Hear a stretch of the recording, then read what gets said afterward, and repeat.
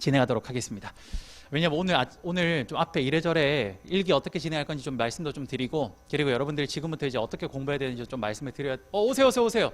안 오신 분들이 있어요. 맞아. 그래서 조금만 일찍 시작할게요. 그냥 조금 시작하겠습니다. 자, 여러분 제 늘 하기 전에 어떻게 하는지 아시죠? 같이 인사하고 진행하겠습니다. 안녕하십니까? 네, 안녕하세요. 보고 싶었습니다. 진짜 보고 싶었어요. 오늘 여기 오니까 사이버이신 분들도, 사이버 인간들도 많이 보고 좋네요. 혹시 여러분 예전에 사이버 인간 아담 이런 거 아십니까? 자, 어쨌든 한번 진행해 보도록 하겠습니다. 여러분 일기입니다. 이제 연기까지 했던 거는 워밍업이라고 생각하시면 됩니다. 제가 계속 말씀을 드리지만 연기까지는 이해 중심으로 갔어요. 이해 중심으로. 그래서 제가 왜 이런 게 나오는 건지에 대해서도 되게 세세하게 하나하나씩 다 풀어서 설명을 드렸습니다. 그렇죠? 그게 연기예요. 연기는 그래서 개인적으로는 진입하는 학생은 무조건 들어야 된다고 저는 생각을 하고, 두 번째로 혹시나 다른 분한테 좀 들으셨던 분도, 저는 개인적으로 제 수업의 가장 백미가 연기라고 생각을 해서 연기를 꼭 들으셨으면 좋겠어요. 그래서 연기는 일단 여기 계신 분들 다 들으셨다고 하니까 우리는 이제 일기 넘어갈 겁니다. 자, 여러분 아시겠지만 오늘도 아까 제가 오기 전에 많은 친구들과 상담을 좀 했었는데, 아마 노무사 처음 시작했을 때는 굉장히 뭐라 그래야 되죠? 의욕도 많이 넘쳤을 거예요. 그렇죠? 특히나 지금 작년에 하고 또 새로 하는 친구들도 야씨 별거 있냐? 한 번 더 하자. 이런 식으로 했을 텐데, 근데 인간인지라 이제 시간이 지나면서 슬슬 지칠 겁니다. 그리고 제가 지금 이 수험 시장에 저도 시험을 본 적이 있고, 제가 이제 가르치면서 학생들을 본 적도 있잖아요. 제가 지금 시험 공부만 한 20년째 하고 있는 사람 아닙니까? 제가 학생일 때도 했고, 그 다음에 이제 선생일 때도 가르치면서, 그러면서 또 보니까. 근데 말씀드리지만 제가 여지껏 20년째 이 수험 생활을 하는 과정에서 봤을 때, 첫 번째 시작했을 때 그 열정이 계속 이어지는 경우를 사실 저는 단 한 명도 거의 본 적이 없어요. 근데 그게 지극히 정상적이에요. 그게 인간이니까 너무 당연한 거예요.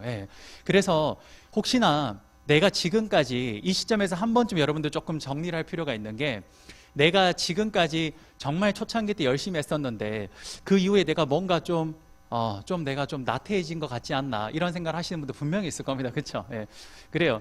그런데 그거 너무 지극히 당연하더라고요. 그거 이상한 거 아닙니다. 정말 아니고, 다만 이제부터 하면 돼요. 이제부터 하면 되고, 그리고 생각보다 그 초창기의 그 열정이나 그 모든 걸 다 해내려고 하는 게 지금쯤 와보면 느끼실 겁니다. 그거 다 못해요. 아마 여러분들 연기 때 이런 거 많이 하셨죠? 타 강사님들 자료 다 모아가지고 같이 스터디하자 이런 거, 여러분들 동의 카페 보면 장난 아니게 올라오잖아요. 그렇죠? 제가 맨날 거기 밑에 댓글 달거든요. 나한테 와라, 내 자료 다 줄게. 맨날 이래도 안 와요. 여러분 혹시 제가 말하는데 즐거우면 마음껏 웃으십시오.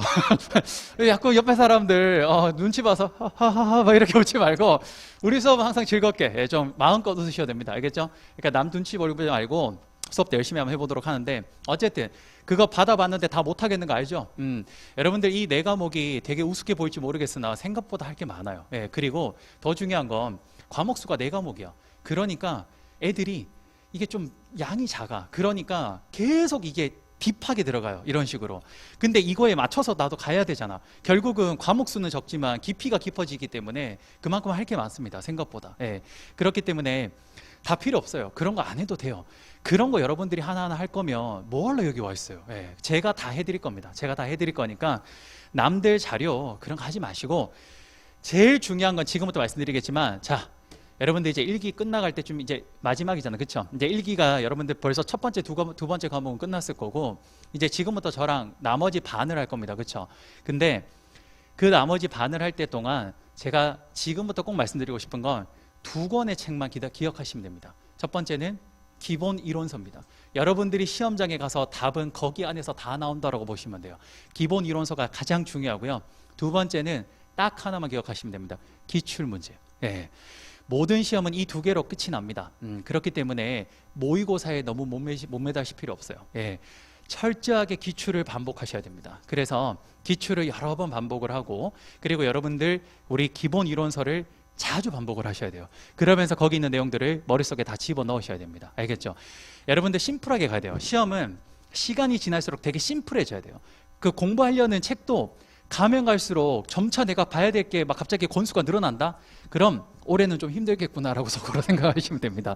진짜로 공부는 가면 갈수록 되게 컴팩트해져야 돼요. 그래서 막판은 정말 내가 딱 보는 책 한두 권 혹은 내가 준비해 놓은 한 요약집 정도, 그렇죠, 그 정도 하나로 끝내면 됩니다. 예. 그렇기 때문에 제가 단언컨대 말씀드릴 수 있는데, 여러분들이 딱 생각해야 될 책은 두 개다. 하나는 기본이론서, 하나는 기출이다. 예, 그렇게 생각하시면 될 겁니다.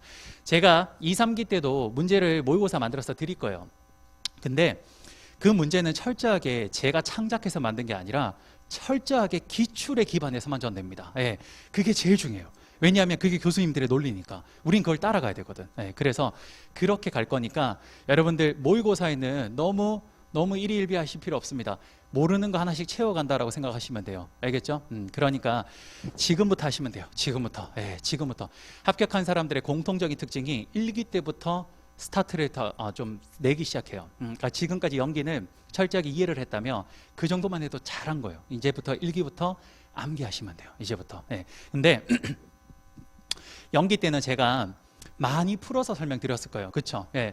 근데 1기는 이제 그렇게 풀 시간도 없어요. 일단 첫 번째, 횟수도 확실히 적고 그 적은 횟수 동안 더 많은 걸 봐야 돼요. 그래서 이제 풀 수 있는 건 없어요. 다만 제가 연기 때 충분히 풀어서 설명드렸던 것들은 빠르게 넘어갈 겁니다. 다만 안 했던 것들 있잖아요. 그렇죠? 그건 똑같이 연기 때처럼 또 이해 중심으로 설명드릴 거예요. 그러니까 걱정하실 필요 없이 그렇게 진행을 하도록 하겠습니다. 알겠죠? 자, 그다음 두 번째. 혹시 지금 선택 과목을 저 말고 다른 거 하시는 분? 그러니까 저 말고 다른 선생님이 아니라 경영조직론 말고 딴 거 하시는 분? 뭐 하십니까? 민사소송요? 오케이. 그러면 요분은 됐고 나머지는 다 그러면 하시는 거죠. 그렇죠? 오케이. 그래서 제가 뭐 할 거냐면 최대한 11번이라는 시간 동안 좀 많이 알려드리고 많이 하나라도 더 설명드리고 싶어요. 그래서 전 개인적으로 인사할 때 경조랑 겹치는 건 좀 뺍니다. 왜냐하면 어차피 그건 경조에서 할 수 있으니까. 예. 그래서 근데 그러면 이제 이런 분들이 뭐냐? 넌 죽으란 법이냐? 뭐 이런 거잖아요. 넌 떨어져야 되냐? 뭐 이런 거. 아니요. 제가 그런 분들을 위해서 따로 제공할 겁니다. 따로 제가 무료로 강의로 이렇게 해서 드릴 거니까 걱정하실 필요 없어요. 제가 다 어떻게 하라고 해드릴 거니까 그건 걱정하지 마시고 따라오시면 돼요. 알겠죠? 네. 그러니까 제가 뭐냐면 오늘 우리 인사 첫날인데 원래 제일 처음에 뭐 하냐면 인사노무관리의 역사론이라고 그래서 있습니다. 그게 우리 경조의 역사론 그거거든요. 네. 근데 그게 경조 쪽에 가면 훨씬 더 자세하게 나와요. 근데 그걸 굳이 여기서 한번 배우는데 또 할 필요는 없을 것 같아서 저는 그걸 좀 과감하게 뺄까 합니다. 예, 그래서 그건 나중에 경조 들으신 분들은 경조에서 더 자세하게 설명할 거니까 그걸로 보시면 되고 아닌 분들은 제가 제공해 드릴 거니까 걱정하지 마세요. 예, 그렇게 해서 최대한 했던 것들은 좀 빨리 넘어가고 안 했던 것도 좀 자세하게 이렇게 할게요. 알겠죠? 예, 그 다음 공부법에서 잠깐만 이야기할게요. 1기부터는 조금 중요합니다. 연기 때는 제가 여러분들한테 별말 안 했죠. 그냥 시험을 보든 안 보든 그냥 그래 뭐 힘든데 네 마음대로 해라 뭐 이러면서 근데 1기부터는 이제 그렇게 하면 안 돼요. 정말로. 연기는 여러분들이 혹시나 공부하다가 이 어려운 과목들에 흥미를 잃을까 봐 제가 크게 푸시를 안 했는데 근데 이제는 연기를 했기 때문에 이제는 정말 흥미고 나발이고 해야 됩니다. 그래서 자, 여러분들 이렇게 할게요. 잘 봐요. 일단 제가 수업을 할 겁니다. 수업을 할 때 어떻게 할 거냐면 보통 한 2일에 한 3챕터 정도 나갈 거예요. 그러니까 하루에 한 챕터에서 한 챕터 반 정도 나갈 겁니다. 그렇게 해서 좀 많이 나가면 2일에 4챕터 나가는 것도 있을 거예요. 예. 그렇게 해서 전체를 돌릴 거예요. 전체를 일단 한번 쭉 돌릴 거고 그 다음 그 중에서 심화 내용들이 좀 있어요. 그 심화 내용들은 일부 경조랑 겹치는 것도 있고 혹은 아예 인사에만 나오는 것도 있습니다. 경조랑 겹치는 거는 과감하게 넘길 거예요. 그건 과감하게 넘기고 다만 그거 해줄게요. 또 쳐다 해줄게. 그 넘기는 게 그게 해줄게. 해주고 그 대신에 인사에서 좀 심화 내용들이 있습니다. 근데 그게 1기 때 지금 굳이 안 봐도 되는 것들이 몇 개 좀 있어요. 그거는 나중에 2기 때 함께 또 봐도 되는 것들이 있거든요. 그러니까 거의 대부분 90% 이상 할 건데 아주 일부 몇 개만 좀 안 할 수도 있어요. 그러니까 그거는 제가 나중에 2기 시작하면서 또 그때 그런 문제 나올 때 한번 펴보세요 라고 해서 한번 살짝 하면 한 30분이면 다 설명하는 거니까 그렇게 해서 넘어갈 겁니다. 그러니까 여러분들 지금 시험에 필요한 전체 개념의 90% 이상을 이제 1기 때 다 가져간다고 보시면 됩니다. 알겠죠? 그러니까 이 속도로 나갈 거니까 여러분들은 어떻게 해야 되냐면 제가 수업을 다 나갔죠? 그럼 여러분들 집에 가서 다음날 우리가 늦게 끝나니까 그날 바로 힘들 거고 다음날 뭘 하셔야 되냐면 자 그거 한번 줘보자. 자, 이거 목차 키워드 칩이라고 요번에 제가 일기 때 하려고 낸 거예요. 자, 근데 참고로 이건 안 사셔도 돼요. 안 사셔도 돼요. 예. 저는 절대 제 책 사란 말 안 하니까 필요하신 분만 사면 되는데 학생들이 워낙 요청이 많아서 만드는 건데 어떻게 만든 거냐면 여지껏 합격했던 애들이 전부 다 공통적으로 가지고 있었던 게 2기 때 자신만의 이 목차 키워드 집을 하나씩 가지고 있었어요. 그래서 그 친구들이 합격했을 때마다 제가 좀 달라 그랬어요, 자료를. 그래서 쭉 받아가지고 그것들을 바탕으로 제 책을 거기에 맞춰서 좀 편집을 하고, 두 번째 거기서 제가 좀 필요하고 덜 필요한 것들 과감을 좀 했어요. 그렇게 해서 만든 겁니다. 근데 이걸 보면 어떻게 지금 이용을 하는지 알려드릴게요. 수업 시간에 이용을 안 할 건데 여러분들이 그러니까 수업 시간에 이용 안 할 거기 때문에 굳이 안 사셔도 됩니다. 근데 가지고 다니면서 복습하러 만든 건데 어떻게 하는지만 좀 알려드릴게요. 어떻게 하냐면 펴보면, 자 보세요. 오늘 같은 경우에 지금 제가 직무 파트를 먼저 들어갈 건데 여기 보면, 자 보면 여기 직무 파트가 나와요. 자 보세요. 각 그거마다 챕터가 이렇게 맨 밑에 나와요. 챕터가. 그러면 챕터가 나오죠. 이 챕터를 딱 넘기면 마인드맵이 나옵니다. 이 마인드맵이 뭐냐면 이거예요. 판서. 이걸 여기다 그리라는 거예요. 제 말은. 무슨 말인지 알겠죠? 예. 그러니까 여러분들이 오늘 수업이 끝나고 나면 이걸 한 번쯤 여기다가 내 언어로 좀 그렸으면 좋겠어요. 여지껏 저희 반에서 합격한 친구들의 공통점 중에 하나가 이 마인드맵이라고 했던, 제가 판사한판이라고 자주 이야기하잖아요. 이것들을 대부분 다 머릿속에 집어넣고 있었어요. 공통점이. 예. 왜냐하면 제가 이걸 엄청 중요하게 이게 여러분들 그냥 재밌어라고 그냥 화려한 분필로 쓰는 게 아니라 정말로 제가 여지껏 합격을 했을 때 진짜 도움이 많이 됐던 공부 방법이라서 제 스스로도. 예. 그래서 이걸 보여드리는 겁니다. 이걸 가지고 있을 때 가장 좋은 게 뭐냐면 혹시나 시험 때 브리타가 나와도 그 브리타가 혹시나 순서에 관련된 거나 논리에 관련된 것들이 나오면 이걸 빨리 딱 머릿속에 띄우면 아 이거 다음에 뭐가 나오지 이런 것들이 쭉 머릿속에 떠오르기 때문에 굉장히 브리타에 도움이 많이 돼요. 그리고 두 번째, 이 안에 웬만한 내용들이, 개념들이 키워드로 다 들어가 있습니다. 그러니까 이게 머릿속에 딱 박혀 있으면 상당히 도움이 많이 돼요. 그래서 제가 이제 뭐 할 거냐면 이거를 첫 장을 배웠죠. 그럼 그 다음날 여러분들 아침에 이걸 한번 여러분들의 언어로, 저는 일단 뼈대로 이렇게 그리긴 했습니다만 여기서 여러분들이 조금 더 적고 싶은 것도 있을 거 아니에요. 그렇죠? 그런 것들을 여러분들이 여기다가 같이 적어서 여러분들의 판사 한 판을 만드는 겁니다. 무슨 말인지 알겠죠? 예. 그러면 이 판사 한 판을 딱 만드면서 동시에 뭘 해야 되냐? 이제 이걸 암기해야 돼요. 예. 제가 작년까지만 해도 판사 한 판을 암기하라고 이야기하지 않았거든요. 근데 합격한 애들을 요번에 만나서 쭉 한번 이야기를 들어봤더니 가장 중요한 게 판사 한 판을 전부 다 암기를 하고 있었어요. 그게 공통점이에요. 근데 사실 제가 바랬던 거였어요. 예. 제가 공부를 했을 때 저걸 암기해서 개별적인 걸 여기 안쪽에서 개별적으로 조금 더 들어가니까 훨씬 나중에 정리가 잘 돼요. 그래서 1기 때부터는 여러분들이 여기 적어 오시고, 여러분들 이거 안 사도 돼요. 안 산 친구들은 그냥 자기의 그걸로 하시면 됩니다. 그러니까 여기다가 적고 이걸 암기해서 오기로 하겠습니다. 알겠죠? 암기해서 와서, 사실 개인적으로는 이것도 시험을 좀 보고 싶긴 한데 시간이 될지 모르겠어요. 어쨌든 만약에 여러분 조금 일찍 오시면 6시 10분부터 시험을 볼 겁니다. 6시 10분부터 시험을 보는데 본 시험을 다 보고 맨 뒤쪽에다가 그 전날 했던 그 판사 한 판 했던 거 있죠. 예, 이걸 안 보고 한번 쭉 적어보세요. 여러분 쓸 수 있는 데까지. 물론 그건 너무 자세하게 적을 필요는 없고 대충 절차면 이런 키워드 정도만 적어도 돼요. 예, 그렇게 했을 때 그 흐름 자체가 제가 맞는지를 좀 보고 싶은 겁니다. 여러분 아시겠지만 우리 반은 채점을 제가 직접 다 하는 거 아시죠? 그래서 제가 여러분들 개별적으로 한 명 한 명씩 다 볼 거예요. 그렇게 해서 여러분들이 어디까지 지금 외우고 있는지를 제가 한 명 한 명씩 좀 볼 거예요.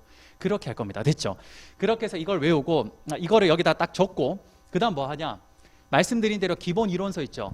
그거를 그날 배웠던 챕터를 앞쪽부터 끝쪽까지 다시 여러분들이 이걸 한번 적고, 일단 이거 한번 적어서 정리된 상태에서 그 다음 어떻게 하냐? 만약 우리가 오늘 직무관리를 나갔다. 그럼 직무관리의 첫 페이지부터 끝 페이지까지 한번 차분하게 읽어보세요. 그때 읽을 때 어떻게 하냐면 저랑 같이 줄을 그었던 거 있잖아요. 그건 중점적으로 보되 여러분들이 보다 보면 이건 나도 내가 생각할 때 나는 이게 중요한데? 라고 생각되는 게 있을 겁니다. 그건 제가 끄었던 형광펜 말고 다른 색깔, 가급적이면 샤프로 끄는 게 제일 좋을 것 같아요. 왜? 나중에 여러분들이 끄다 보면 이거 좀 아닌데 하고 지울 수도 있거든. 그래서 제가 끊는 거는 정말 제가 여러 번 여지껏 시험을 봤을 때 중요하다고 생각되는 키워드 중심으로 끊는 거고, 여러분들이 거기서 내가 좀 더 필요한 거는 샤프로 끄어요. 네. 그러다가 여러분들이 2회독, 3회독 하다 보면 내가 끄었던 게 그때 내가 너무 실력이 부족했네 라고 생각이 들면서 지우고 싶은 게 있습니다. 그럴 땐 지우면 돼요. 그렇게 해서 처음부터 끝까지 일단 여러분들이 한번 읽어와요. 단 한 번 읽는 걸로 끝나는 게 아니에요. 한 번 읽고 난 뒤에 그 다음 뭐 하냐?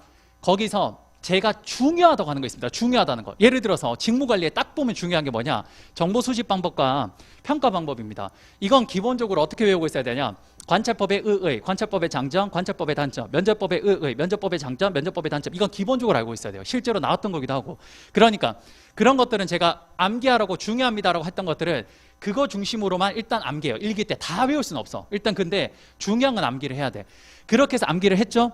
그 다음 어떻게 하냐? 자, 이게 좋은 게 마인드맵이 딱 나오고 난 뒤에 그 다음부터 어떻게 나와요? 우리 책에 있는 것들의 목차가 딱 그 순서대로 나와 있어요. 그래서 요걸 딱 보면 이렇게 되어 있어. 첫 번째 보면 관찰, 여기 맨 밑에 여기 가면 직무 분석 방법에 정보 수집의 관찰법에서 그냥 기억, 니은, 디귿의 의, 장점, 단점만 있습니다.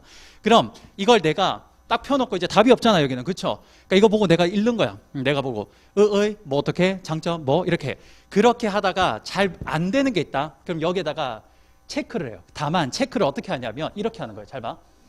체크를 여러분들 하라고 하면 난 잘 모르니까 이렇게 체크할 거예요. 그렇죠? 이렇게 하지 말고 좀 더 과학적으로 합시다. 어떻게? 대한민국이니까 발을 정자로 해줍시다. 그렇죠? 제가 왜 그러냐면 자 봐요. 한 번 봤을 때 잘 내가 못 외워졌던 게 있어. 그럼 이렇게 한 번 더 봐. 또 안 되지.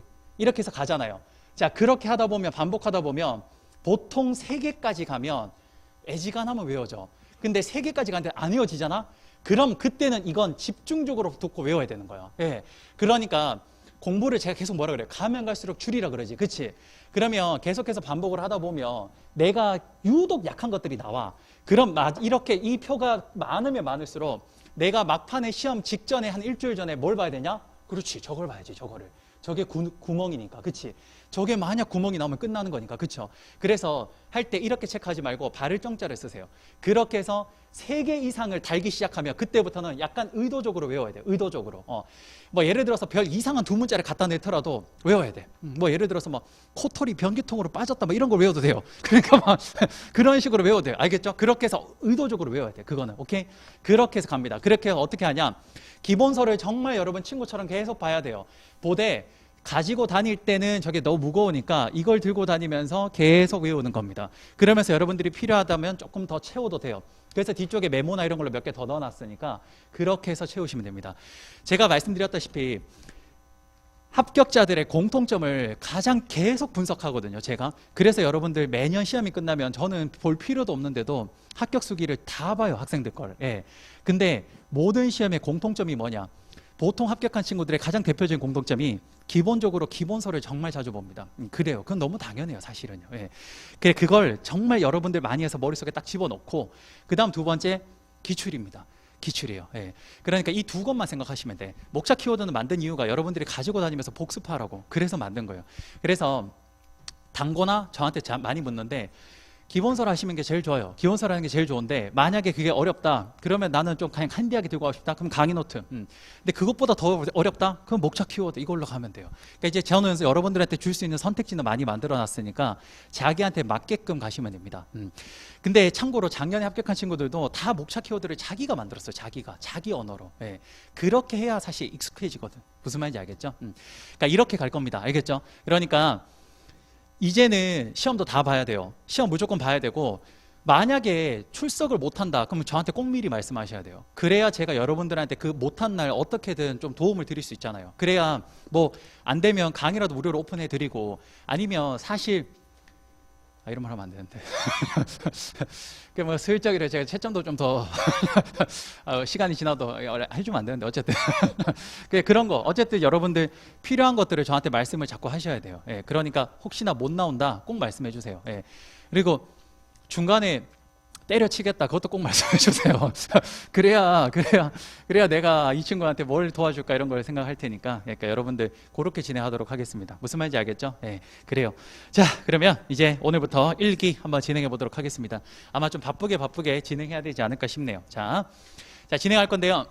보면 첫 번째 챕터가 인사 노무 관리의 그 개요 같은 게 있습니다. 그건 제가 다음번에 특강으로 한번 할게요. 그냥 인사 노무 관리 개관은 제일 첫 번째 챕터 1은 특강으로 한번 하겠습니다. 너무 일반론적인 이야기라서 나중에 특강으로 한번 하도록 하고 그 다음 챕터 2장이 보면 인사 노무 관리론의 역사라고 나올 겁니다. 그쵸? 그거는 경조하는 친구들이 있기 때문에 그냥 패스. 그다음 3장에 원래 전략적 인사관리부터 들어가는 게 맞기는 해요. 근데 오늘 첫날이라서 그거는 작년에 우리 안 배웠나? 맞지? 연기 때 안 배웠죠. 그러니까 바로 들어가면 좀 힘들 것 같아서 그냥 일단 3장 지난번이랑 똑같이 4장부터 시작하겠습니다. 그렇다고 전략 인사관리 안 하는 게 아니라 쭉 갔다가 처음으로 다시 돌아올 거예요. 그러니까 그때 할 거니까. 그래서 오늘은 챕터 4장 직무부터 시작을 하도록 하겠습니다. 거기서부터 쭉 이제 뒤로 쭉 갈 거예요. 그렇게. 자, 그러면 한번 해봅시다. 자, 제가 말씀드린 대로 제가 그거는 알고 계시죠? 제가 제일 처음에 원래 첫날에 하는 거 이제 보면 직무관리랑 인사관리에서 이렇게 해가지고 그쵸? 적재적소 배치가 안 되면 그래서 관리한다. 그래서 첫 번째 그 기억나십니까, 여러분들? 기억나죠? 기억나십니까? 그렇죠. 그래요, 돼요. 자, 그러면 그거는 일단 했으니까 거기에 첫 번째 직무 분석부터 한번 들어가 보겠습니다. 직무관리. 참고로 직무 파트는 여러분들 거기 지금 우리 페이지 86페이지에 기본서 펴시면 이제 기본서로 갈 겁니다. 자, 페이지 86페이지에 직무관리 들어가 보면 역대 기출문제들을 제가 다 실어놨어요. 제법 많이 나왔죠. 그래서 여기서 직무관리는 우리가 챕터 그 뒤쪽에서 하는 직무 재설계 파트 있죠. 거기 것도 함께 중복해서 일단 놔두긴 했습니다. 그래서 일단 여기 문제가 제법 많이 나왔기 때문에 일단 기억을 해야 되는데, 참고로 여기는 26회 이후로 지금 나온 적이 없어요. 그래서 올해가 31회차 맞죠? 그러면 5년 지나면 한 번쯤 나올 수 있지 않을까? 라는 생각이 듭니다. 근데 참고로 역대 기출이 세부적인 걸 다 물었어요. 무슨 말이냐? 그러니까 이런 걸 하나하나를 다 물었어요, 이미 벌써. 그래서 더 이상 저 하나하나가 나올 건 없어요. 저거 단독으로. 그럼 어떻게 나올 거냐? 아마 제가 장단컨대 전체를 물어보는 걸로 50점짜리 하나 내거나 아예 이 전체를 묻는 거, 그게 하나 나오거나, 아니면 아마 제 생각은 사례형 문제로 사례를 주고 거기 이걸 갖다 붙이는 식으로 나올 가능성은 높을 것 같습니다. 그래서 그러면 쌤 여기 지금 개별적으로 다 나왔으니까 이제 안 해도 돼요? 아니요. 그러면 그냥 노무사를 안 하시면 됩니다. 그래서 그게 아니라 이 개별적인 것들이 다 나왔다고 해서 안 나오는 게 아니라, 과거에는 명시적으로 관찰법에 대해서 장단점을 물어봤다면 이제는 어떻게 나오냐? 꼬아서 낼 걸, 꼬아서. 그렇게 해서 얼마든지 나올 수 있기 때문에 역시나 중요한 파트는 중요하게 갈 겁니다. 즉 인사평가에서도 과거에 굉장히 많이 중요하게 생각했던 발스나 보스는 사실 이제 좀 이것 자체로는 좀 식상해요. 그렇지만 여전히 그 중요도는 굉장히 높습니다. 그렇기 때문에 다른 거에 빗대어서 나올 수 있기 때문에 얼마든지 개별적인 것도 공부가 되셔야 됩니다. 알겠죠?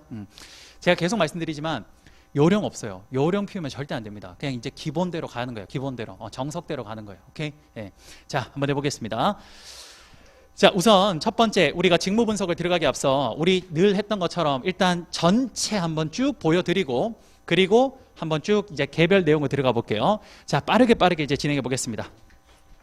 자, 첫 번째 직무 관리는 어떻게 합니까? 2단계로 합니다. 첫 번째 직무 분석을 하고, 두 번째 직무 평가를 하는 거예요. 그렇죠? 직무 분석이라는 건 우리 회사에 어떤 일들이 있는지를 쭉 한번 확인해 보고, 그렇게 해서 일들이 뭐가 있는지를 확인했다면 그걸 가지고 서열 결정하는 게 직무 평가다라고 했습니다. 그렇죠? 자, 직무 분석은 뭐다? 직무 분석은 직무의 내용과 인적 자격 요건을 그렇습니다. 밝히는 일종의 과정이라고 볼 수 있죠. 직무 분석의 첫 번째 의에 대해서 일단 기억해야 되고, 두 번째 직무 분석의 목적은 이건 시험에 나왔던 거죠. 확보, 개발, 평가, 보상, 유지, 그 다음에 방출 차원에서 적으라는 게 예전에 나왔어요. 그래서 이건 이제 기본적으로 알고 있어야 됩니다. 과거 이거 나왔을 때 모든 친구들이 답을 잘 못 적었어요. 그래서 이건 이제 기본적으로 갖고 가야 되고, 그 다음 세 번째 본론이라고 할 수 있겠네요. 직무 분석의 가장 본론은 뭡니까? 바로 직무 분석의 방법 절차고, 직무 평가의 가장 본론은 직무 평가 방법입니다.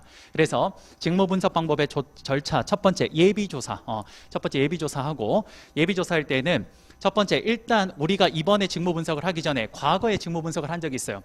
그래서 거기에 관련된 여러 가지 데이터가 이미 있습니다. 그래서 기 데이터를 일단 한번 워밍업으로 한번 수집해 봅니다. 그러니까 일단은 예전에 걸 한번 살짝 수집해요. 왜? 우리 걸 직접 수집하기에는 시간이 꽤 걸리고 돈이 많이 드니까. 그래서 기존 자료를 수집을 해서, 두 번째, 모든 직무를 분석하는 게 가장 베스트겠죠. 하지만 그렇게 했을 때는 뭡니까? 그렇지, 우리가 경제성이 굉장히 떨어진다. 그렇지. 그래서 우리는 어쩔 수 없이 대표 직무를 선정을 합니다. 우리 회사에 가장 뭘까요? 그렇죠, 기여를 많이 해줄 수 있는 그런 직무들 중심으로 직무 단위를 결정하는 겁니다. 여기까지가 예비조사 됐죠? 자, 이렇게 해서 이제 하려고 하는 거 워밍업이 됐다면 본격적으로 정보를 수집합니다. 그 정보를 수집하는 방법은 관찰법, 면접법, 설문지법, 작업기록법, 중요사건기록법이라는 게 있어요. 이런 걸로 합니다. 그렇죠? 자, 참고로 여기에서 가장 중요하다라고 하면 결국은 이거겠죠. 만약에 이 분석 방법이 다 중요한데 이 중에 하나만 체크해라 라고 하면 정보 수집이 가장 중요할 겁니다, 실제로.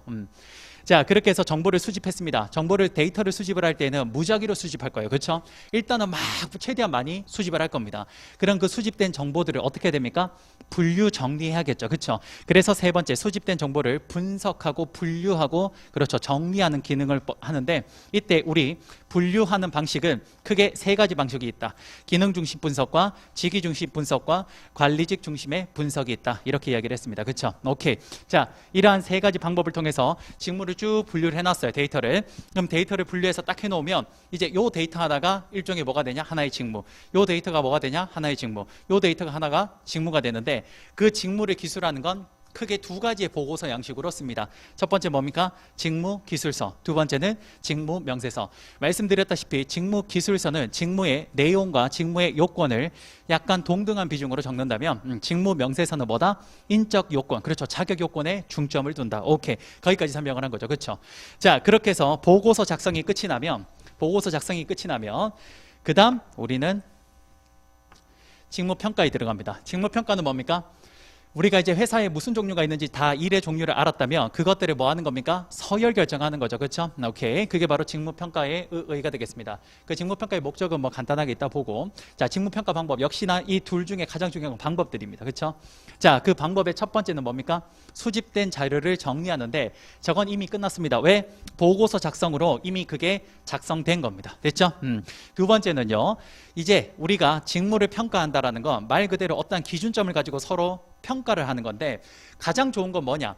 원래는 그 직무가 우리 회사에 정말 많은 기여도를 하는 게 높은 평가를 받아야 되고, 아닌 게 낮은 평가를 받아야 됩니다. 그렇죠? 그런데 그렇게 할 수가 없다. 왜? 지금 현재 우리가 살고 있는 이 시대의 많은 직무들은 사실상 일들이 굉장히, 그렇죠, 서로 연관되어 있기 때문입니다. 그래서 정확하게 이 성과를 내는데 이 직무가 몇 퍼센트의 이 기여를 했는지를 알기가 어렵다. 그래서 우리는 결국은 간접 방식을 쓰게 되는데, 그게 뭡니까? 바로 이런 것들을 쓰는 거죠.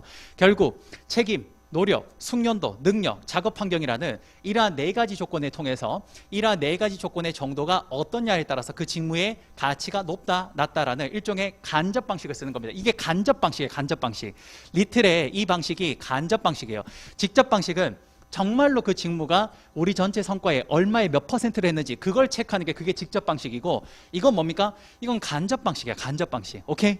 그래서 이 리틀 방식의, 라이틀 방식의 간접 방식을 평가 요소로 선정을 하고요. 그 다음 이 네 가지의 기준에 의해서 드디어 평가 방법을 설정을 하는데, 그 평가 방법은 이렇게 네 가지가 있다. 됐죠? 그게 서열법, 분류법, 점수법, 요소비교법이 있다. 이렇게 보시면 되고, 그렇게 해서 그 평가 방법을 이 중에 하나 혹은 두 개를 결정을 했다면 그걸 가지고 마지막 서열 결정을 하는 겁니다. 됐죠? 지난번에 우리가 연기 때 이걸 설명을 했고, 두 번째, 연기 때 안 했던 게 있습니다. 그게 뭐냐? 우리 이제 책에 나오는데, 직무 분석을 쭉 했어. 그럼 그 직무 분석을 했을 때 유의사항이 있습니다. 그 유의사항도 이제 기억을 좀 해야 됩니다. 두 번째, 이러한 직무 분석을 했던 것들은 그냥 쓰는 게 아니에요. 이거는 이제 활용도 합니다. 그래서 직무 분석의 활용도 보게 될 겁니다. 그게 추가해야 될 거. 그래서 이거에 끝나고 제가 이렇게 해놓은 거예요. 됐죠? 그 다음 직무평가도 쭉 끝나고 나면 직무평가에 유의사항이 있습니다. 그것도 마지막 기억을 해놓으면 돼요. 참고로 만약에 시험 문제에 직무 파트만 딱 나왔다. 그럼 여기에서 왜 제가 유의사항을 지금 마지막에 넣어놨냐면, 여러분들 기본적으로 이제 시험을 보실 때는 첫 번째 서론, 두 번째 본론, 마지막에 결론 형식으로 많이 씁니다. 근데 그 마지막에 결론 형식에 인사관리는 주로 소결을 많이 써요. 소결. 그러니까 작은 결론을 내리는데, 그 결론들이 주로 어떤 것들이냐? 바로 이런 것들입니다. 이런 것들. 그래서 이것들을 이제 마지막에 알아두면 되게 좋겠죠. 예를 들어서 직무 분석에 대해서 문제가 나왔다. 그럼 서론에 뭘 나와야 되냐? 직무 분석의 개념과 목적 정도가 나오면 됩니다. 그 다음 두 번째, 가운데 바디에 뭐가 나와야 되냐? 여기 나오면 되겠죠. 그 다음 마지막으로 결론은 뭐다? 소결은 직무 분석 시 유의사항 하면 이게 퍼펙트한 답안이죠. 예. 그러니까 이렇게 들어가시면 됩니다. 무슨 말인지 알겠죠? 그러니까 각종 마지막에 쓰는 이런 것들은 소결로 활용을 하시면 상당히 좋은 것들이 많아서 제가 체크해 드릴 겁니다. 그렇게 해서 보시면 돼요. 알겠죠? 자, 이렇게 하나씩 암기를 해서 들어가도록 하겠습니다. 자, 지금부터 기본서를 읽을 겁니다. 기본서를 읽을 건데, 책이라는 한정된 공간이다 보니까 이게 굉장히 논리를 입체적으로 우리가 생각하기가 어려워요. 그래서 제가 만든 게 이 판사 한 판이에요. 그러니까 지금부터 책을 읽을 때는 제가 줄을 긋겠습니다, 줄을 긋겠습니다 하면서 끄을 때는 제가 역시 설명을 드리긴 할 겁니다만 계속 여러분들 우리 여기 앞에 보면서 우리가 지금 어디쯤 하고 있구나라는 걸 확인하셔야 됩니다. 제 말 아시겠죠? 오케이. 자, 그러면 첫 번째 직무 분석의 의의부터 한번 보겠습니다. 88페이지. 자, 한번 볼게요. 첫 번째, 직무 분석의 의의. 자, 어디 줄을 긋냐? 첫 번째 줄 끝에 줄을 긋겠습니다.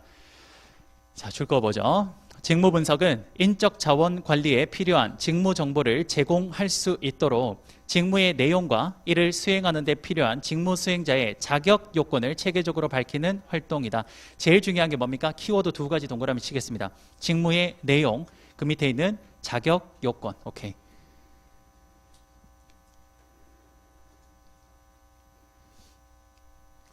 그래서 이제 제가 여기다가 이렇게 적어 놓은 거죠. 직무 분석의 의의 뭐다? 직무의 내용과 그 직무를 수행하는 사람의 자격 요건을 분석하는 거다. 이렇게.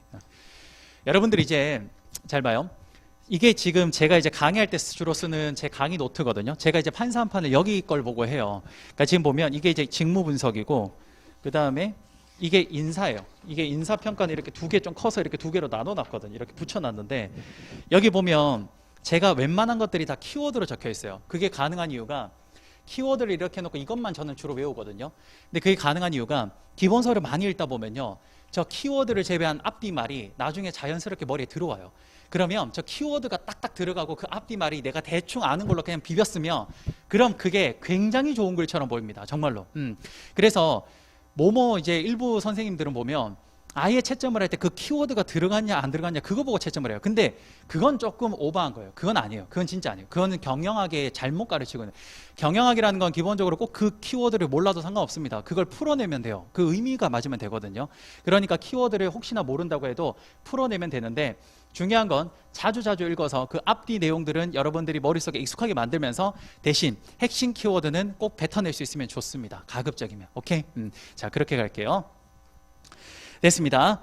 그 다음 그 뒤에 보면 이러한 직무 분석은 줄 긋지 말고 그냥 봅시다. 이러한 직무 분석은 직무 평가에 당연히 기초가 되죠. 왜? 직무 분석 다음에 직무 평가니까. 됐죠? 오케이. 자, 그 다음 그 밑에 보면 직무와 관련된 개념들이 있습니다. 그냥 한 번쯤 보면 됩니다. 그냥 가볍게 한 번씩 볼게요.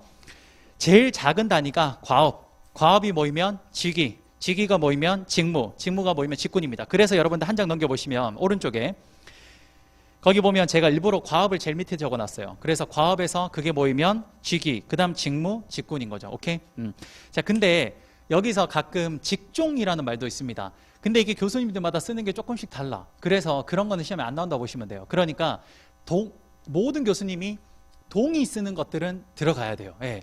그래서 제가 지금 가장 중요하게 보는 교수님들 책이 첫 번째 일단 임창희 교수님, 아무래도 그 인사관리의 가장 어르신이니까 그분 책.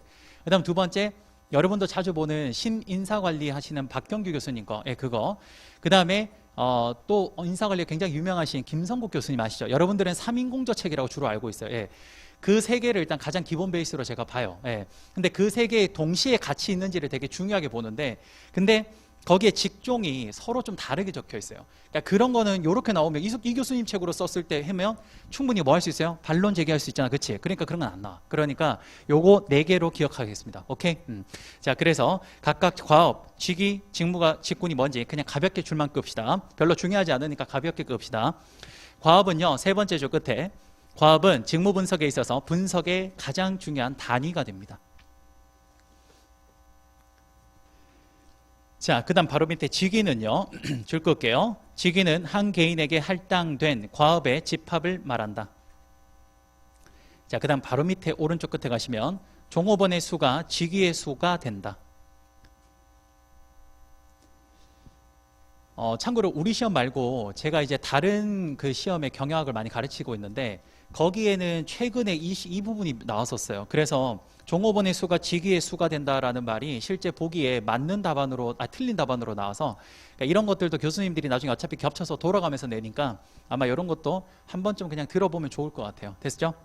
자, 그 다음 세 번째 직무는요. 밑에서 두 번째죠. 직무에. 즉 직무는 어느 정도 비슷한 업무 내용을 가진 직위들을 하나의 관리 단위로 설정하는 것이다. 마지막 직구는 거기 가운데 유사한 업무 내용을 가진 직무들의 집합이다. 그렇게 보시면 됩니다.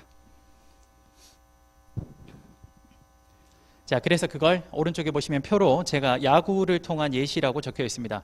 이게 어디였더라? 3인공조 책인가? 거기 나온 거예요. 예, 그래서 그냥 가볍게 한 번만 보시면 됩니다. 보면 과업 제일 작은 단위, 야구의 가장 제일 작은 단위가 타격, 수비, 도루 이런 것들 아니에요. 이제 그것들이 모여 있으면 1루수, 2루수, 3루수, 유격수가 되고요. 보통 1루수, 2루수, 3루수, 유격수가 합쳐져서 내야수가 될 거고요. 그렇죠? 그 다음에 저기 중견수, 그 다음에 우익수, 좌익수 이런 사람 합쳐서 외야수가 될 거고, 그렇죠? 그 다음 이런 사람들 내야수, 외야수가 합쳐지면 뭐가 됩니까? 그 위에 있는 감독, 코치, 선수 중에 선수가 되겠죠. 그렇죠? 예, 그렇게 되는 겁니다. 그냥 이런 게 있다 정도 보시면 될 거예요. 이런 거는 지금 외우는 게 아니라 계속 여러분들 기본서를 회독을 늘릴 거야. 근데 참고로 이런 행동은 절대 하면 안 됩니다. 무슨 말이냐면 여러분들이 출제자가 되면 안 돼. 기본서를 읽을 때 기본서의 처음부터 끝까지 다 중요하다는 생각으로 봐야지. 이거 안 중요해 이러면서 빼버리면서 그걸 계속 안 읽어버리면 그 문제가 돼. 제가 말하는 안 중요하다고 대충 한 번씩 봐라라고 하는 건 그걸 생략하고 보라는 말이 아니라 그거는 그냥 그 한번 회독을 할 때 가볍게 읽기만 읽고 다만 중요하다라는 건 그건 약간 의식해서 암기를 하라고. 내 말은 무슨 말인지 알겠죠? 근데 이걸 자칫 잘못 오인해서 이건 뭐 그렇게 중요하지 않습니다, 제가 그냥 가볍게 읽어보세요 이렇게 했더니 다음부터 회독할 때 그걸 다 빼고 읽는 거예요. 예. 그러다가 거기 나올 수 있어요. 그렇기 때문에 혹시 모를 그런 걸 방지하기 위해서 반드시 읽어야 돼요. 알겠죠? 오케이. 자, 그래서 이런 건 자주 읽으면서 그냥 익숙해지면 됩니다. 자, 그 다음 그 밑에 직무 분석의 목적 들어가 있습니다. 자, 지금 방금 어디 했어요? 이거 했어요. 직무 분석에서 직무 분석의 의의 봤습니다. 직무 분석의 의의는 뭐다? 직무의 내용과 그 직무를 담당할 사람의 자격 요건을 오케이, 그거를 분석하는 거다. 오케이? 자, 지금부터 여러분 우리 새로 시작하는 거니까 천천히 하시 따라갑시다. 자, 그 다음 두 번째, 여기 보니까 이거 나오네요. 직무 분석의 의의 다음에 그 다음 뭐다? 목적 나오죠. 자, 이 목적을 확보, 개발, 평가, 보상, 유지, 방출 차원에서 보도록 하겠습니다. 자, 이번에 직무 분석의 목적과 중요성, 이건 기출입니다. 자, 보도록 할게요. 첫 번째 줄 끌게요. 직무 분석의 목적을 포괄적으로 표현하면 인사관리의 여러 기능 분야 활동을 보다 효율적으로 수행하는 데 필요한 정보를 제공하는 것이다.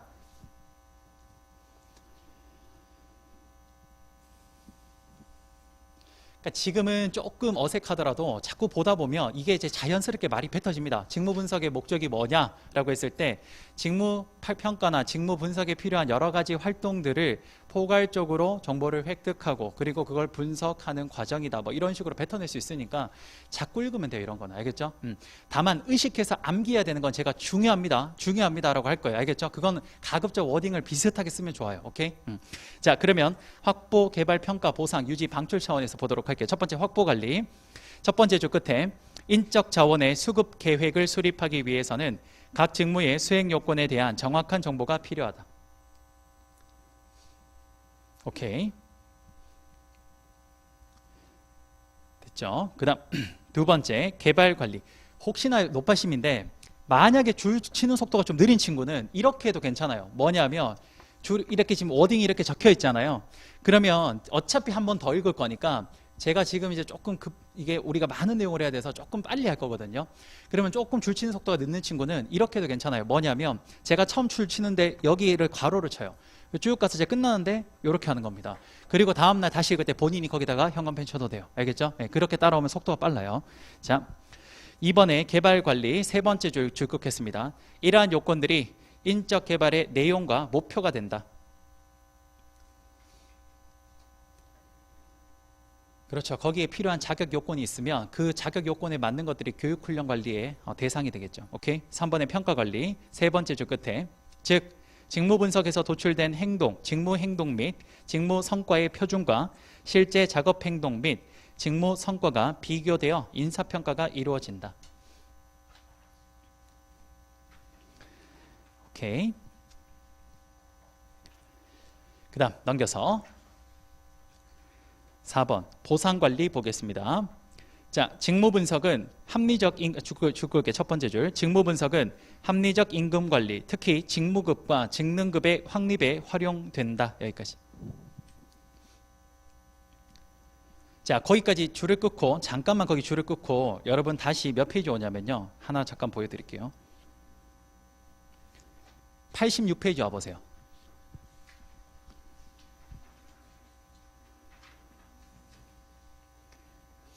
자, 86페이지에 제9회 공인 노무사 한번 보겠습니다. 한번 읽어보세요. 뭐라 적혀있죠? 잘 봐요. 직무 분석 및 직무 평가의 중요성과 절차 그리고 기법을 설명하래요. 그렇죠? 자, 이거 쉽네. 볼까? 직무 분석과 직무 평가의 중요성과 절차래. 여러분, 기본적으로 중요성은 다 뭘 적으면 되냐면 목적 적으면 돼요. 목적이 대부분 거의 다 중요성입니다. 저게 중요하니까 저걸 대상으로 하는 거겠죠. 너무 당연한 거예요. 그렇죠? 그래서 첫 번째 직무 분석과 직무 평가의 중요성은 이거 두 개 목적 적으면 돼요. 됐죠? 그다음 거기서 뭘 물었습니까? 절차 및 기법을 말하라겠지. 오케이. 방법 절차, 평가 절차. 그다음에 기법은 요 방법들이겠네요. 그렇죠? 요거. 그렇죠? 요거 이제 적으면 돼. 간략하게. 그렇지? 거기까지는 9회차에 모두가 적었어요. 그런데 뒤쪽에 봐. 이를 토대로 한 능력관리주의 인사관리의 구체적 실천 방안을 논하라고 했습니다. 뭐 적어야 될 것 같아요? 정답. 대표적인 사례로 직무급과 직능급을 적으면 되는 거예요. 근데 그게 아까 제가 뭐라 그랬죠? 아까 우리 다시 몇 페이지냐? 90페이지. 여기 적혀 있잖아. 보상관리에. 직무분석은 합리적 임금관리, 특히 직무급과 직능급의 확립에 활용된다. 그렇지. 이거. 이해되십니까? 그래요. 됐습니까? 그래서 우리가 앞쪽에 보면 이제 기출 문제들 보면 뭐지? 뭐가 이렇게 안 배운 것 같은데? 라고 하는데 문제 해석 능력이 없어서 그래요. 그래서 이제 그거를 2기 때부터 그런 능력을 키우기 위해서 제가 자꾸 그래서 꼬아낼 거예요. 꼬아서. 그랬을 때 그 꼬아내는 게 이걸 의미하는 겁니다라는 걸 자꾸 해봐야 돼. 그래서 이번에도 그때 시험 쳤을 때 그거 나왔잖아. 인접평가센터법, 평가센터법 나왔잖아요. 그렇죠? 근데 그거 거기 보면 어떻게 뭐 활용하는지 이런 거 적는데 그거 사실 전부 다 우리가 인접평가센터법이 누굴 위한 건지만 좀 알았으면 사실 그거 다 적을 수 있는 이야기거든. 그렇지. 임원들 승진하고 그 사람들 평가할 때 그러니까 그럼 임원 관련된 것들을 많이 적으면 다 답이에요. 그게 사실. 예. 그러니까 이게 응용력이야. 단순히 여기 적혀있는 거 다 암기해서 안다고 해서 그게 끝이 아니에요. 거기서 이제 뭐냐? 이게 이렇게 꼬아낼 수 있구나라는 걸 봐야 돼요. 그건 여기서 하는 게 아니라 2기 때 그러니까 그때 꼬을 거니까 지금은 일단 단편적인 것들 위주로 암기하는 겁니다. 알겠죠? 그러니까 제가 지금 이거 왜 보자고 했냐면 앞에 있는 그런 기출들을 얼마든지 이 안에서 다 답을 써낼 수 있다라는 게 여기 다 있다라고. 알겠죠? 네, 그러니까. 자, 그 다음 유지관리 줄 거 보겠습니다. 유지관리랑 노사관계관리는 합쳐서 유지관리죠. 크게 봤을 때. 자, 유지관리 첫 번째 줄 끌게요. 직무분석을 통해 선발된 종업원을 과학적으로 배치, 승진시킬 수 있다. 여기까지. 자, 그 다음 그 밑에 노사관계관리는 그냥 한번 읽어보시고 줄 끌 게 없어서 7번 방출관리 줄 끌겠습니다. 첫 번째 줄 가운데 인력을 감축해야 할 때 어느 직무 수행자부터 감축시키느냐. 여기까지만. 당연히 뭡니까? 직무의 가치가 떨어지는 사람부터 그렇죠. 자르면 되는 겁니다. 그 다음 밑에서 세 번째 줄 끝에 또한 유능한 인재가 조직을 떠나는 원인이 직무에 대한 불만족이면 직무 구조를 개선시키고자 할 때 이럴 때 뭐합니까? 직무 재설계해야겠죠. 그렇지. 됐습니까? 자, 요게 직무 분석의 목적이자 중요성이 되겠습니다. 됐죠? 오케이. 자, 지금까지 우리 책 읽은 게 어디까지 한 거냐? 여기까지 한 겁니다. 요거랑 요거 본 거예요. 알겠죠? 우리가 지금 여기 지나간 거예요. 오케이. 자, 이제 우리 어디 지나가야 돼요? 요거 지나가야 돼요. 요것도 지나갈 때 책이 요 순서대로 딱 서술되어 있을 거예요. 예. 제가 이 책을 쓸 때 제가 지금 앞에 쓴 이 판사 한 판을 기반으로 책을 다 편집한 거기 때문에 논리가 딱 이 순서대로 갈 거예요. 무조건. 그러니까 요 논리를 계속 기억해야 됩니다. 제가 생각할 때 가장 베스트의 논리라고 늘 생각했던 것들이라서 그렇게 진행할 거예요. 오케이? 자, 직무 분석 방법 보겠습니다. 자, 직무 분석의 방법은 일단 크게 4단계로 볼 수 있네요. 거기 보면 제가 표를 해놨죠. 예비조사, 정보 수집, 수집된 정보 분석, 그 다음에 보고서 작성. 오케이. 그 세부 내용은 당연히 여기 이것들입니다. 예비조사는 이거, 정보 수집은 이런 거. 오케이. 그게 이제 세부적으로 여러분들이 시간 될 때 한번 옆에 적으면 될 것 같고. 자, 보도록 할게요. 직무 분석의 방법. 직무 분석의 방법은 그 4단계로 하는데 91페이지부터 진행하겠습니다. 예비조사. 자, 예비조사의 가장 첫 번째는 직무 관련된 배경 정보를 수집하는 건데 쉽게 말하면 기 정보들을 최대한 수집하는 겁니다. 첫 번째 줄 끝에 이용 가능한 배경 정보를 수집하는 단계이다. 뭐 우리랑 직접적으로 관련은 없는데 이런 정보를 경영학에서는 2차 자료라고 이야기를 많이 해요. 1차 자료, 2차 자료란 말이 나올 건데 1차 자료는 보통 본인이 직접 그렇죠. 수집한 겁니다. 근데 그걸 수집한 걸 내가 다시 쓰기 때문에 간접 자료라는 느낌으로 2차라고 써요. 예. 이게 아마 사회과학에서 많이 쓰죠. 그렇죠? 예. 그래서 1차 자료, 2차 자료인데 이건 2차 자료를 활용하는 겁니다. 됐죠? 첫 번째, 기 정보들을 수집했다. 그다음 두 번째, 중요하죠. 직무 단위 결정, 대표 직무 선정. 요거는 줄 긋고 하나만 별표 살짝 앞에 칩시다. 직무 분석이라는 걸 물었을 때 사실 꼭 빼먹으면 안 되는 것 중에 하나가 이겁니다. 이건 좀 중요해요. 왜 전체 직무를 분석하지 않는지를 앞쪽에 설명하는 게 상당히 논리적으로 좀 중요한 포인트라서 그래서 직무 단위 결정, 대표 직무 선정은 별표 하나 치겠습니다. 그리고 밑에 다시 줄 걸게요. 직무 정보 수집을 위해서 모든 직무를 분석할 수도 있지만 이에는 시간과 비용이 많이 들기 때문에 일반적으로 대표 직무를 선정해서 이를 중점적으로 분석하게 됩니다. 이때 대표 직무란 조직의 전략적 목표 달성에 필수적인 직무들을 의미하는 거죠. 여기가 대표 직무 선정. 됐습니까? 첫 번째 예비 단계가 끝이 났습니다. 뭐라고? 첫 번째 예비 조사는 기 정보를 수집을 하고요. 그리고 거기에서 전부 분석하면 좋겠으나 그게 안 되니까 대표 직무를 선정하는 것까지가 예비 단계가 되겠습니다. 됐죠? 자, 그러면 예비 조사가 끝이 났으니까 이제 뭐 해야 됩니까? 정보 수집. 정보 수집의 옆에 별표. 2번에 정보 수집의 별표. 그러니까 복습할 때는 제가 별표 친 것들은 암기를 해야 돼요. 그건 암기를 해야 돼. 그거는 지금 조금 힘들더라도 암기를 해야 됩니다. 어차피 지금 암기해도 오늘 암기해서 내일 오면 어떻게 돼요? 까먹어요. 근데 제가 자주 하는 말인데 기억은 사라지지 않습니다. 기억은 어떻게 돼요? 희미해질 뿐이에요. 예, 희미해질 뿐이에요. 예, 그래서 왜 웃었게요? 여러분 우리가 그 공책에 연필로 이렇게 적죠. 그리고 난 뒤에 지워. 그러면 여러분 그게 진짜 원래 새 노트처럼 그렇게 돼요? 아니잖아, 그치? 그리고 그 위에 또 그려. 그리고 또 지워. 그럼 어떻게 됩니까? 계속 그 다음 쓰고 지우고 쓰고 지울수록 그 밑에 있는 농도가 점점 짙어집니다. 그렇죠? 그러니까 결국 이거야. 기억하고 까먹고 기억하고 까먹고 해서 반복해서 하다 보면 결국은 기억이 남아요. 기억이 남아요. 예. 그러니까 어차피 반복입니다. 어차피.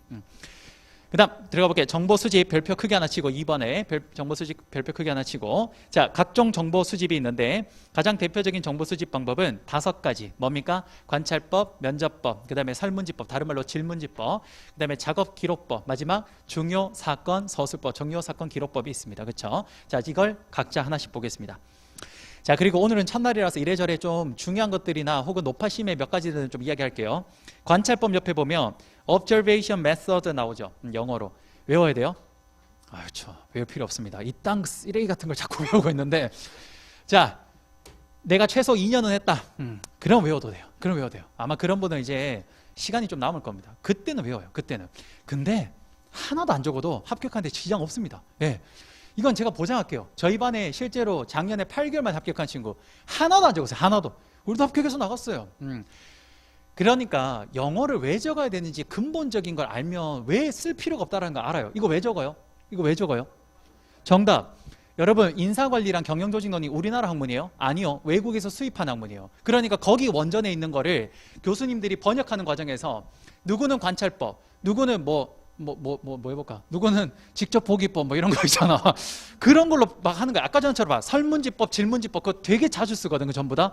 그러니까 예를 들어서 모 교수가 자기는 맨날 설문지법으로 써. 근데 이 사람이 다른 사람은 질문지법으로 쓰는데 이 사람이 설문지법이라고 문제를 냈는데 그럼 이 교수한테 안 들었던 사람은 이거 뭐지? 이렇게 될 수 있잖아. 그래서 그 옆에 괄호 열고 원전을 적어주는 거예요. 그럼 원전은 다 똑같거든. 그래서 설문지법, 질문지법의 원전은 questionary method예요. 그러니까 그거 딱 적어주면 이걸 질문지법이라고도 하는구나 이렇게 알 수 있는 거예요. 알겠죠? 그러니까 여러분들 그걸 굳이 적을 필요가 없다라고. 알겠죠? 네, 그래요. 이걸 뭐 외워야 된다. 지금 막 진짜 확 진짜 내가 진짜 놀랐는 게 지난번에 작년에 어떤 학생 하나가 이걸 스터디하고 있는 거야. 이거 누가 많이 맞추고 있나. 내가 그래서 편입시험 준비하자 그래서 내가 이거 안 해도 돼요. 알겠죠? 예, 그러니까 시간 있을 때 보고 그냥 가볍게 넘겨도 됩니다. 자, 지금부터 5가지 방법 쭉 한번 보도록 할게요. 당연히 여기는 다 외워야 됩니다. 그 각각의 방법의 개념과 장점, 단점을 다 외우는데 자 봐. 이걸 똑같이 외우긴 힘들어요. 그러니까 의미를 일단 첫 번째 이해를 하고 그걸 내 말로 최대한 뱉어낼 수 있는지를 한번 봐봐요. 그렇게 해서 어느 정도 뱉어내면 그건 암기한 겁니다. 그건 암기한 거예요. 예. 그렇게 해서 조금씩 더 발전시키면 되는 거고, 두 번째, 장단점이 많은 거는 되게 많아요. 그런 거 다 못해요. 어떻게? 그렇지, 한 개 내지 두 개 정도 외우면 돼요. 한 개 내지 두 개. 예. 그래서 제가 중요한 것들만 키워드 중심으로 꺼줄 거예요. 알겠죠? 자, 볼게요. 1번 관찰법. 첫 번째 줄 긋겠습니다. 관찰법은 직무 분석자가 직무 수행자를 직접 관찰하는 방법으로 정보를 수집하는 것이다. 이거 외워야 돼요? 이거 외워야 돼요? 이걸 왜 외워?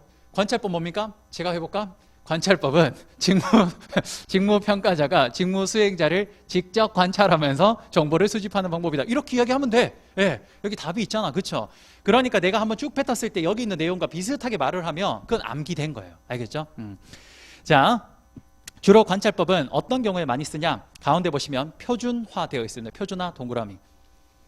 그 다음 당연히 긴 시간은 못합니다. 그래서 그 밑에 보면 작업 시간이 비교적 짧은 직무. 오케이. 됐습니까?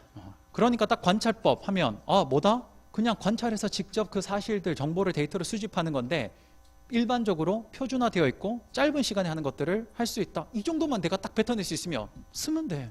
그렇게. 네. 그러면 돼요. 자, 그 다음 밑에 장점. 첫 번째 줄 끝에 줄 긋겠습니다. 정보 수집에 객관성을 기할 수 있다. 자, 관찰법. 실제로 보는 겁니다. 당연히 객관적이겠죠. 그러니까 이거 외울 필요가 없는 거야. 자, 그 다음 그 밑에 보면 뭐 실시가 간단하면 이런 거 있는데 이런 건 주로 안 끌게요. 가장 중요한 건 키워드 한두 개씩만 끌 겁니다. 그 다음 단점. 첫 번째 줄 첫째 끝에 정신적 활동은 관찰이 불가능하다. 제일 중요하죠, 사실은. 네. 그렇지. 그래서 나오는 게 뭡니까? 면접법이요. 그래서 일반적으로 이 관찰법에서 정신적 활동을 측정하기가 힘들어서 그래서 면접법을 많이 써요. 알겠죠? 자, 아까 전에 당연히 말씀드렸다시피 짧은 시간에 씁니다. 그러니까 둘째, 거의 중간쯤 보시면 장시간 소요되는 직무에는 적용하기 힘들다.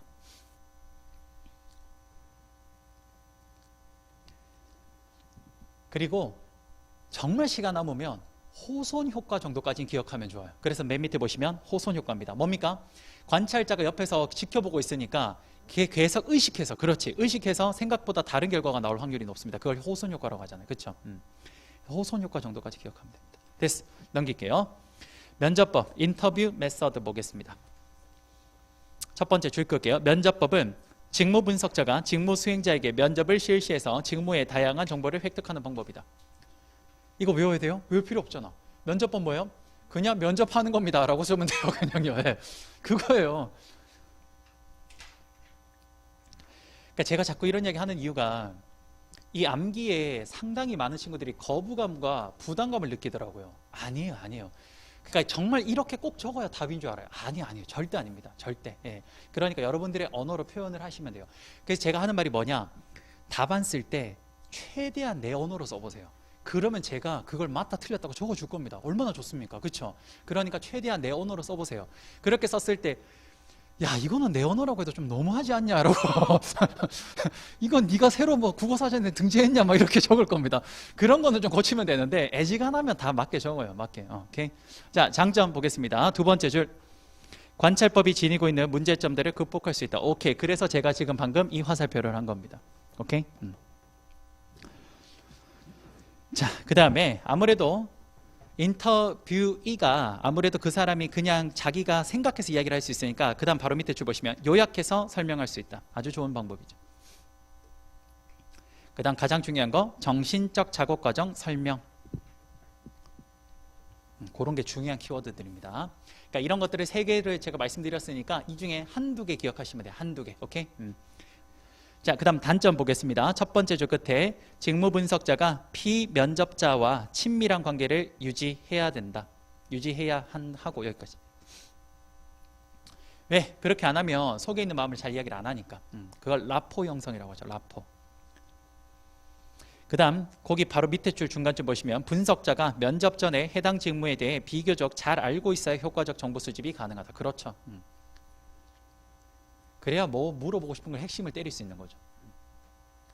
연기 배운 거 한번 살짝 복습 한번 해볼까? 모집 선발 관리에서 선발 시에 우리가 서류, 그 다음 시험, 그 다음 뭐 있습니까? 세 번째? 면접 봤죠. 자, 그 면접을 크게 세 가지로 구분했습니다. 첫 번째 뭐? 뭔가 형식이 정해져 있고 표준화되어 있어서 그냥 가서 물어만 보면 되는 거. 뭐였습니까? 구조적 면접. 오케이. 그 다음 그런 게 없이 자유롭게 물어보는 거 뭐였죠? 비구조적 면접. 그렇죠. 그 다음 그 두 개 볶아놓은 아 죄송합니다. 제가 점심밥에 볶음밥 먹어서 그 두 개 섞어놓은 거 볶아놓은 거 뭐죠? 그렇죠. 반구조적 면접. 맞아. 반구조화 면접. 그렇죠. 그런 것들입니다. 그렇죠. 그래요. 이제 그런 것들도 하나씩 생각나면 좋겠네. 이런 거 보면서. 오케이. 자, 됐고요. 그다음 그 밑에 설문지법 보겠습니다. 다른 말로 질문지법이라고도 하죠. 그러니까 다 똑같다고요. 자, 첫 번째 줄. 설문지법은 사전에 설계한 표준화된 설문지를 활용해서 직무 정보를 수집하는 방법이다. 여기까지.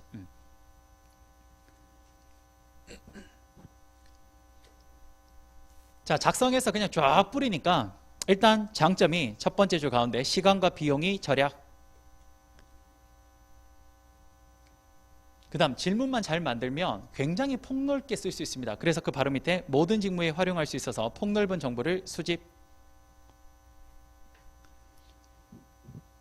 오케이, 됐습니다. 단점. 가장 큰 단점이 뭡니까? 좋은 질문을 만들어내는데 상당히 힘들어요. 그래서 첫 번째 보시면 설문지 개발에 많은 시간과 노력이 소요. 그 다음 저 밑에서 두 번째 줄. 직무 수행자가 얼마나 성의를 가지고 정확하고 정직하게 응답해 주냐에 따라 신뢰도 문제가 제기된다. 질문지 주면 여러분 어떻게 합니까? 그렇지. 5번으로 쫙 찍거나 3번으로 쭉 찍거나 1번으로 찍잖아요. 그렇죠? 그래요. 여러분도 혹시 1차 시험 보셔야 되는 분? 1차 시험. 그렇죠. 여러분 혹시 나중에 모를 때는 올해 행운의 번호는 3번입니다. 3번을 쭉 찍으세요. 그렇죠?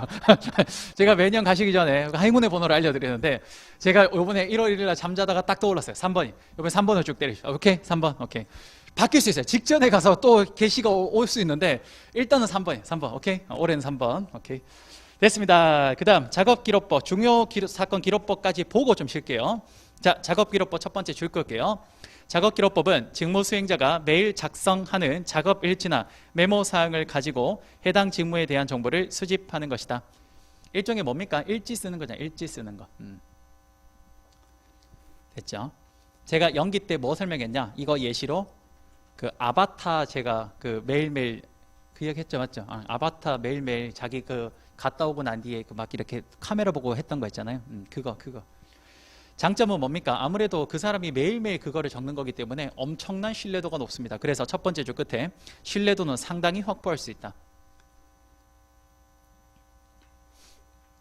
하지만 단점은 첫 번째 줄 가운데 직무 분석에 원하는 정보가 아닌 경우 그 활용도가 상당히 낮다.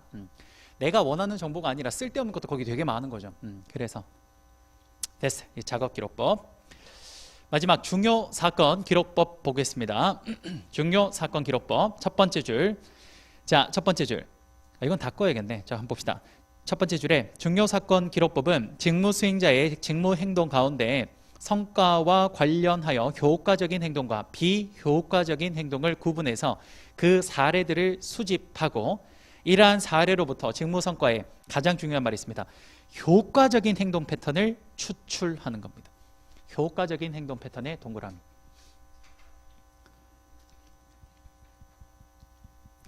흔히 우리가 일반적으로 어감상 중요 사건이라 그러면 좋은 것만 생각을 해요. 우리나라 이게 번역이 잘못돼서 솔직히 말하면. 그 영어로는 뭐라 돼 있어요? 크리티컬이잖아. 그렇지. 이 크리티컬이 좋고 나쁘고 이런 거 다 포함되어 있는 거야. 진짜 말 그대로 나쁜 것 중에도 되게 이머전시한 게 있잖아. 그렇지. 그런 걸 포함시킨 건데 우리나라는 그게 어떻게 표현할 방법이 없어서 중요 사건이라고 하긴 한 거예요. 근데 어쨌든 좋은 거 나쁜 거를 전부 다 기록하는 겁니다. 오케이? 얼핏 잘못 생각하면 중요 사건이라고 하면 좋은 거, 효과적인 것만 쓴다고 하는데 아니야. 일단 그것들을 다 수집하고 난 뒤에 그러고 난 뒤에 어떻게 효과적인 행동 패턴을 거기서 추출하는 겁니다. 그렇지. 나쁜 게 뭔지가 보여야 효과적인 게 뭔지를 알 수 있을 거 아니에요. 그렇지? 그래요. 그거. 자, 장점. 첫 번째 줄. 직무 행동과 직무 성과의 관계를 직접적으로 파악할 수 있죠. 단점은 첫 번째 줄 끝에 많은 시간과 노력이 소요. 그 다음 바로 밑에 포괄적인 정보의 획득에는 제약.